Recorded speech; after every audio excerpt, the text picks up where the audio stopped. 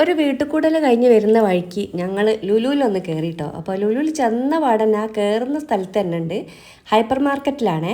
അപ്പോൾ അവിടെ ബൂസ്റ്റിന് നല്ല ഓഫർ ഇട്ടിട്ടുണ്ട്. ഒരു 750 ഗ്രാമിന് 275 വരുന്നത്. അപ്പോൾ പിന്നെ എനിക്ക് കുറച്ച് ഫാഷൻ ഫ്രൂട്ട് വാങ്ങാനുണ്ട്. ഇനി അതിനായിട്ട് മാത്രമാണ് കേട്ടോ ഞങ്ങൾ ഇവിടെ കയറിയിട്ടുള്ളത്. പക്ഷേ ഞങ്ങൾ തിരിച്ചു പോരുമ്പോൾ ഒരു ട്രോളി നിറയെ സാധനങ്ങളായിട്ടാണ് കേട്ടോ വന്നത്. ഓഫറുള്ളതിലൊക്കെ വാങ്ങിയിട്ടുണ്ട്. ഇനി സോപ്പ്, പാത്രം കഴുകുന്ന ലിക്വിഡ്, പിന്നെ ബിസ്ക്കറ്റ്, അങ്ങനെ പറയേണ്ട ഒരുവിധ സാധനങ്ങളൊക്കെ വാങ്ങി. പിന്നെ ഐസ്ക്രീമിന് നല്ല ഓഫറാണ് കേട്ടോ.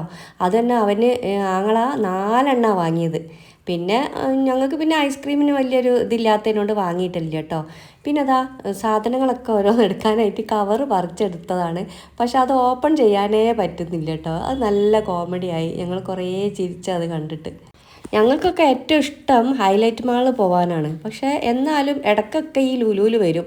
ലുലുവിൽ വരികയും ചെയ്യും. അതിന് കയറിയ പാടന്നെ ഇങ്ങനെ കുറ്റം പറയും ഞങ്ങൾ.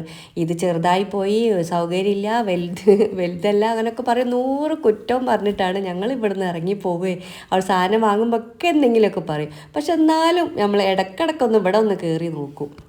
ഞങ്ങളിവിടെ സാധാരണ ബൂസ്റ്റ് അല്ല കേട്ടോ ഉപയോഗിക്കൽ. ഹോർലിക്സിൻ്റെ ആ പാക്കറ്റാണല്ലോ, ചെറിയ പാക്കറ്റാണ് വാങ്ങൽ.